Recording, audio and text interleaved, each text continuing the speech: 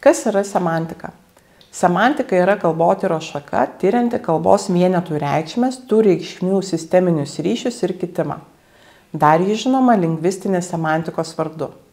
Pagrindinis dėmesys lingvistinėje semantikoje skiriamas kalbos ženklo reikšmiai.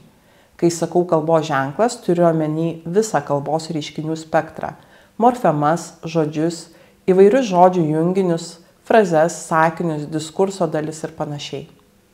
Mokslas tyriantis žodžių reikšmes paprastai vadinamas leksinė semantika. Čia skiriamos dvi kryptys – semasiologija ir onomasiologija. Semasiologija tyria, ką reiškia vienas ar kitas žodis, onomasiologija atvirkščiai, kokiu žodžiu išreiškiama viena ar kita sąvoka.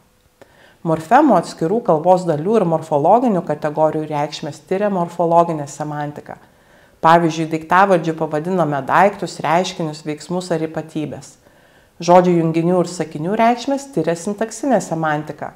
Morfologinė ir sintaksinė semantikos vadinamos gramatinė semantika.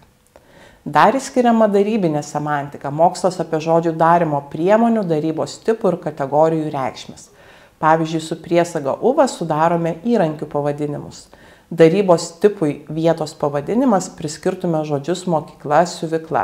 Tai yra tuos žodžius, kurie yra padaryti su tuo pačiu formantu iš tos pačios kalbos dalies. O darybos kategorijai galėtume priskirti žodžius mokykla, siuvykla, aukštuma, žemuma ar klidė. Tai yra žodžius, kuriuos vienyje tik darybos reikšmė, vietos pavadinimai.